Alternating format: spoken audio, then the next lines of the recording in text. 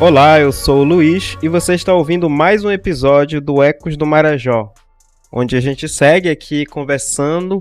Agora a gente está no contexto da COP, mas a gente segue documentando as histórias que no final das contas tudo está relacionado com aquilo que a gente entende e reconhece como bem viver, então logo tem tudo a ver com as discussões atuais. Hoje a gente recebe o professor Simeão Soares, que atua na educação em Anajás e vem desenvolvendo um trabalho bem legal nas escolas da zona rural. É um trabalho importante no final das contas. Professor Simeão, seja muito bem-vindo. Para começar, conte um pouco aos nossos ouvintes, um pouco da sua trajetória e a sua atuação como professor em Anajás. Eu sou o professor Simeão Soares, sou efetivo da Rede Pública Municipal de Anajás. Eu sou formado em Letras Espanhol pela Universidade Federal do Pará, sou pós-graduado em Metodologia da Língua Espanhola, sou formado em Artes Visuais e pós-graduado em Arte na Educação, Teatro, Música e Dança, e também estou cursando mestrado em Artes Visuais. Minha trajetória na educação, ela começa no ano de 2011, onde eu fui lotado em uma escola na zona rural do município de Anajás.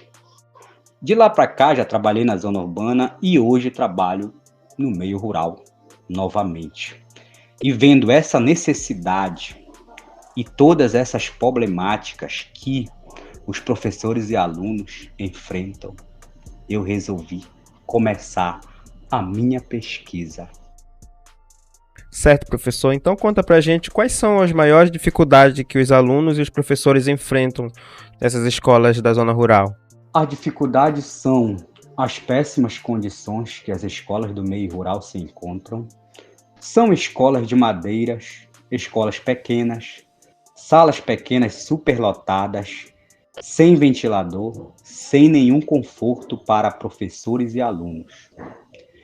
Outro problema é a falta de um local para os professores se hospedarem no meio rural. Muitas vezes os professores são lotados e são mandados para escolas e chegam nas escolas e não tem onde ficar. Os professores têm que morar na escola ou pagar aluguel ou morar com alguém da comunidade. Há locais que o professor tem que morar na escola, guardar suas coisas em um quartinho que funciona como um depósito de merenda. E à noite, o professor ata sua rede e dorme na sala de aula. E quando é às 6 da manhã, o professor tira a rede novamente e guarda para iniciar sua aula. E assim, segue essa rotina anos e anos. Quem é professor da zona rural, que está me ouvindo, com certeza conhece alguém que já passou por essa situação ou também já passou por essa situação. Eu, que sou professor, trabalho há um bom tempo, já passei por essa situação também. E também outro fator negativo é muitos poucos dias de aula no ano letivo que nós temos. Geralmente, para quem trabalha na zona rural sabe o que eu estou falando, o mês é trabalhado 17 dias, 18 dias, 19 dias, no máximo. E isso traz também fatores negativos para o desenvolvimento da aprendizagem de nossos alunos. E um dos mais graves problemas que eu já trabalhei e também encontrado na minha pesquisa, conversado com professores, com coordenadores, é o regime polivalência, né, que é trabalhado. Polivalência é o chamado multisseriado, né? Professores aí conhecem muito bem, os professores que trabalham na zona rural, essa palavra multisseriado, onde o professor leciona várias séries na mesma sala. Você imagina um professor trabalhando na educação infantil, primeiro, segundo, terceiro, quarto e quinto ano, só em uma sala, sem ventilador, sem materiais pedagógicos, né? Fica difícil. Ou trabalhando sexto, sétimo, oitavo e nono ano, só em uma sala. Também outra grande dificuldade essa mistura que dificulta tanto para o professor quanto para o aluno. Porque sabemos que tem aqueles que conseguem escrever, porém tem aqueles que não conseguem escrever nada. Também, né? Não consegue rabiscar ainda. E tem aqueles que estão iniciando a copiar, outros já copiam.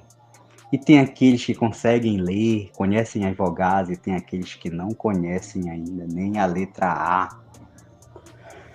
E tem outros que já conseguem ler pequenas frases, e outros que já conseguem ler pequenos textos, e outros que já conseguem ler os textos fluentemente. Já pensou todos esses alunos numa sala, o professor tendo que se virar ali?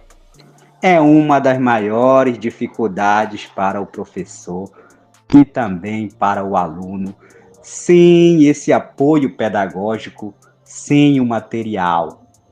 Tudo fica difícil para nós que somos professores na zona rural. Essas dificuldades, elas estão ali no nosso dia a dia, né? Outro desafio é que nas escolas no meio rural existe um sistema aqui, né, no nosso interior de Anajás, que é chamado de polo. Polo, e nesse polo são várias escolas anexas a uma escola. Temos a escola principal, que é a referência, e essas outras escolas são anexas a essa, sendo apenas um diretor para todas essas escolas. Tem polo que tem 4, 5, 6 escolas. Além de ser um diretor, também é apenas um coordenador para todas essas escolas. Já imaginou um coordenador aí, entendeu? Para várias escolas. Esse coordenador é tanto responsável para os anos iniciais como para os anos finais. E isso dificulta tanto o trabalho do coordenador quanto o trabalho do professor, onde poderia ter um coordenador, claro, na minha opinião, né, no meu ponto de vista, o que eu vejo na realidade, que deveria ter um coordenador para os anos iniciais e outro coordenador para os anos finais. Isso, com certeza, diminuiria parte do problema. Com certeza, o coordenador ali faria um trabalho melhor, o professor era mais orientado. Com certeza, esse é o meu ponto de vista, é o que eu vejo. Outra situação que eu vejo é que a Secretaria de Educação aderiu a vários programas, como Alfabetiza Pará, recomposição de aprendizagem do PROCESPAI. Isso é ótimo, o professor vem para a formação, beleza, tranquilo, o professor passa a formação ali, bacana. Mas quando o professor chega à sua escola, lá na zona rural, a realidade é outra. Não tem ferramentas adequadas para desenvolver essas atividades. Os professores que participam desses programas, eles sabem muito bem do que eu estou falando, né? Eles participam, eles fazem a formação, mas quando eles chegam lá para desenvolver tudo o que eles aprenderam na formação, não tem o essencial, que é o material para desenvolver as atividades. Tem escola que não tem impressora. Quando tem impressora, não tem tinta. E quando tem tinta, não tem o papel.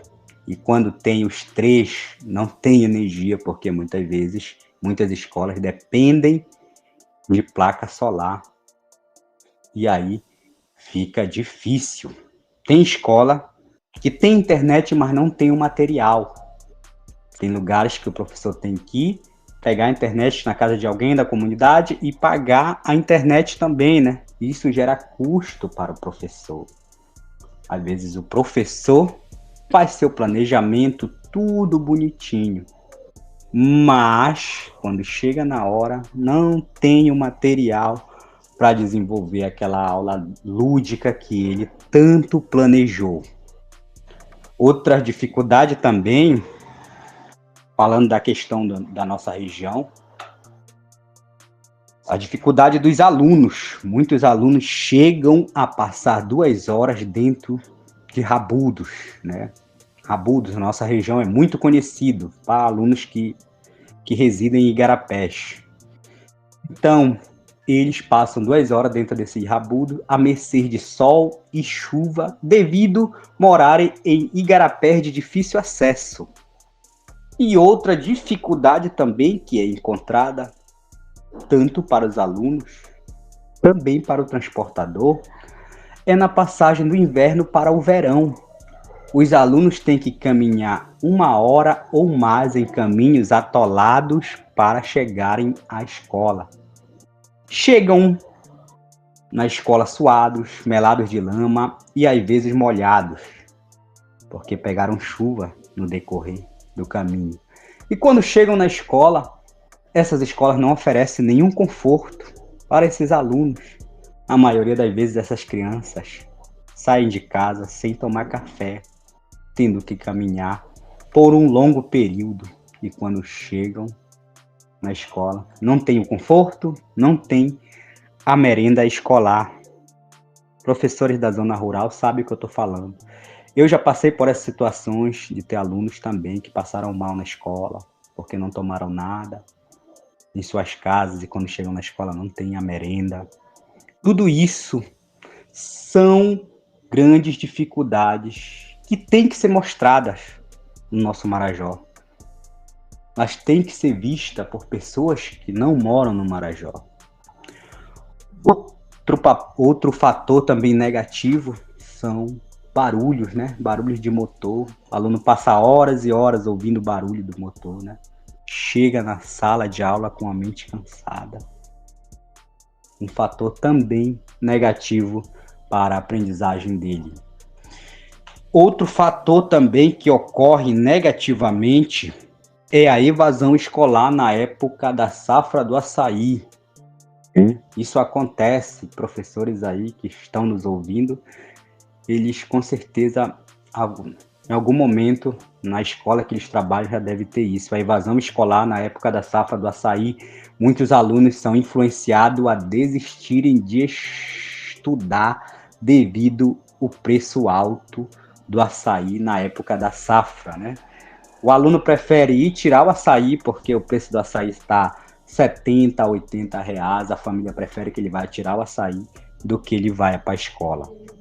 Isso são fatores negativos que influenciam muito nessa caminhada que o aluno pretende percorrer até chegar ao final de seus estudos. É o sonho de aprender a ler e escrever, se perdendo em meio a tantos desafios que esses alunos enfrentam no seu dia a dia. Por isso que eu volto a dizer, o Marajó, o nosso Anajás, ele precisa urgentemente de políticas públicas.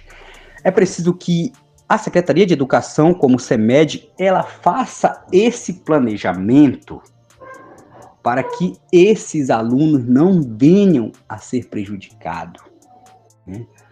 Elas têm que buscar uma forma de reverter esses dias que são perdidos. Porque era para ser 200 dias letivos, e com certeza aí dá uns 180 dias no máximo. Tá? Então tem que ser feito algo. Tem que ter um planejamento. Volto a dizer, sem planejamento não vai acontecer evolução. Vai acontecer retrocesso. Sem planejamento não ocorre uma educação de qualidade. Nós estamos lá para fazer um bom trabalho porque o Marajó tem profissionais qualificados, tem mão de obra qualificada. O que está faltando é apoio, o que está faltando é material, é prédios adequados, é salas adequadas. Quando vemos tantos desafios que passamos todos os dias, a gente se pergunta como um município tão rico, um estado tão rico, passa por essa situação tão precária na educação. Nós não devemos só pensar em números, nós devemos pensar principalmente em aprendizado, que é isso que importa, entendeu? o aprendizado do aluno, porque o pai às vezes não sabem ler, a mãe não sabem ler também, nem escrever. Eles estão ali, vão ali fazer o seu trabalho duro do dia a dia, seu trabalho braçal, tirar o palmito, tirar o açaí, tirar a madeira, para que o seu filho possa estar na escola. Mas a escola não está oferecendo o conforto que deveria oferecer para essas crianças. O professor não está tendo esse apoio necessário, essencial, que ele deveria ter para desenvolver um bom trabalho em sala de aula. Verdade, professor. Agora a gente sabe que você está escrevendo um livro, né, sobre esse tema. Poderia falar um pouco mais sobre essa iniciativa e o que te motivou à escrita desse trabalho? Essa iniciativa ela começa há muitos anos, né? Devido a todos esses problemas que nós, professores, e eu como professor, encaro todos os dias, né? Já fui aluno, tenho colegas que trabalham também na zona rural, e a gente conversa entre a gente sobre esses desafios, sobre esses problemas. É daí que vem o nome do meu livro, Entre Rios e Saberes, uma pedagogia da aventura. A arte de ensinar com o coração aberto em meio aos desafios na ilha de Marajó, né? Que são tantos desafios e principalmente na educação, na formação do aluno. E também não deixa de ser também no trabalho diário do professor. Imagine por um instante uma professora explicando o conteúdo para seus alunos e de repente começa a chover e o telhado cheio de goteiras e a professora tendo que parar sua aula e ela e seus alunos arredarem as cadeiras para não se molharem. Ou a professora com seus filhos pequenos todas as noites tendo que atar suas redes na sala de aula para dormir com seus filhos. E às 6 da manhã, tendo que desatar suas redes e guardar para poder iniciar sua aula, devido não ter um lugar adequado para a professora ficar, né? Para a professora morar, para a professora se hospedar ali, planejar sua aula bonitinho. Ou tendo que pedir para seus alunos trazerem bussus, quem não conhece, né? Bussu, a fruta do bussuzeiro aí, que é conhecida na nossa região, ou trazerem a fruta da seringueira, para que com esses materiais o professor, a professora possa fazer, né, uma aula didática, fazer uma aula lúdica. Ou imagine por um instante a criança de 5 anos tendo que caminhar por horas aí. Uma criança de 5 anos de idade, você já pensou descalço? Imagine, descalço, na lama, andando aí, 1 hora aí, 40 minutos, ou mais de 1 hora, para chegar à escola. Muitas vezes sem tomar café, sai de sua casa aí, 5:30 da manhã, com escuro ainda, para chegar à escola.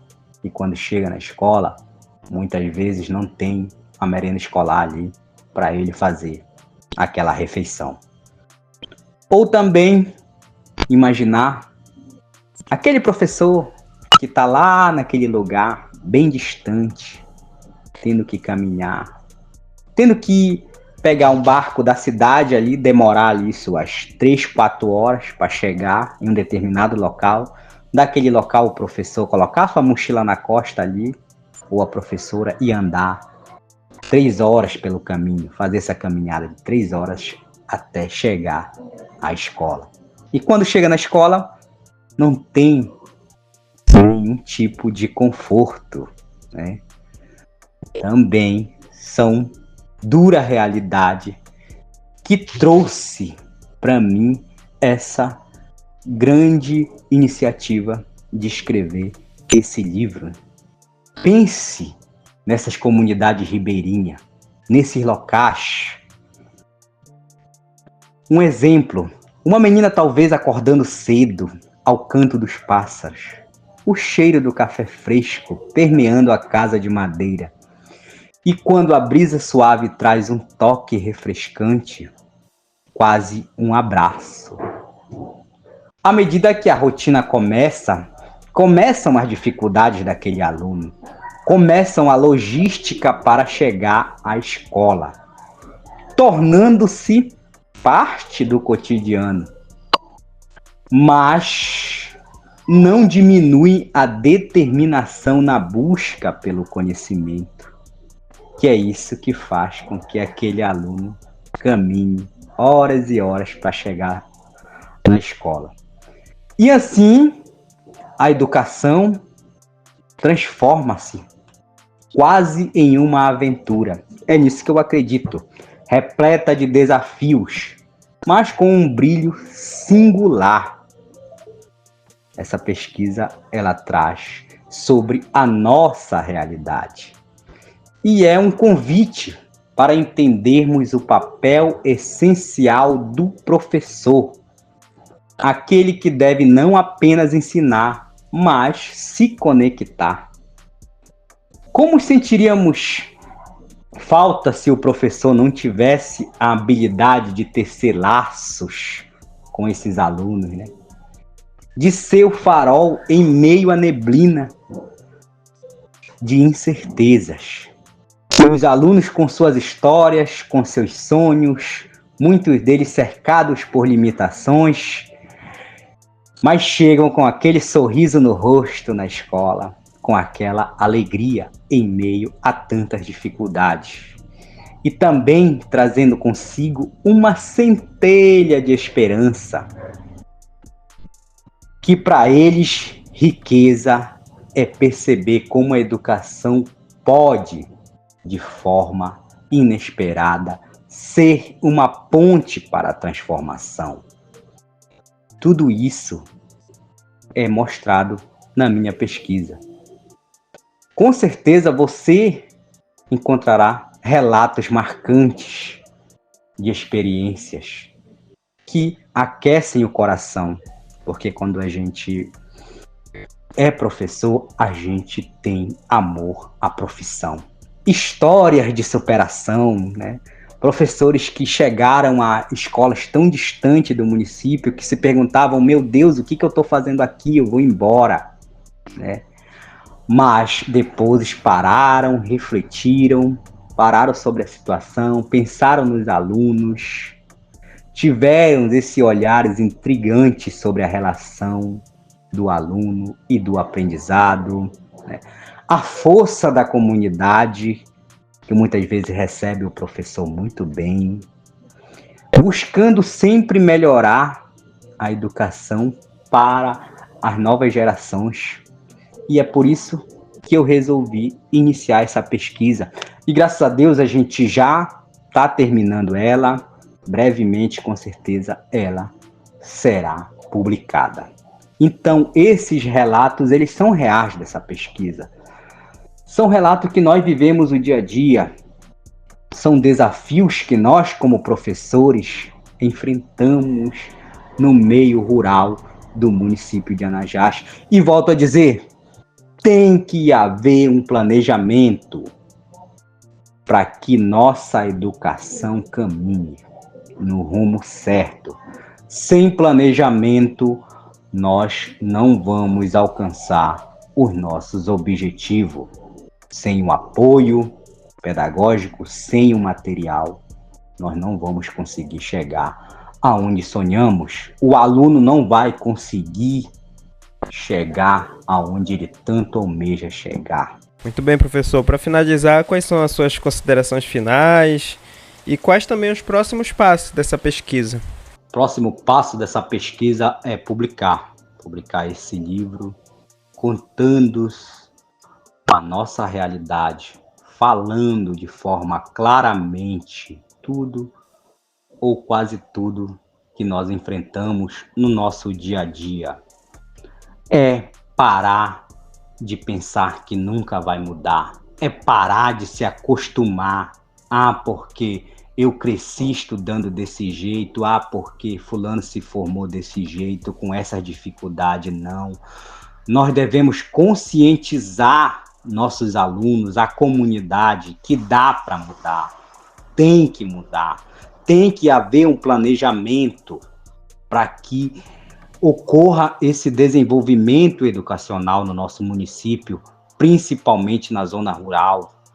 É pensar também nos alunos especiais da zona rural, é ter esse planejamento com professores, com o CEMED, com a comunidade.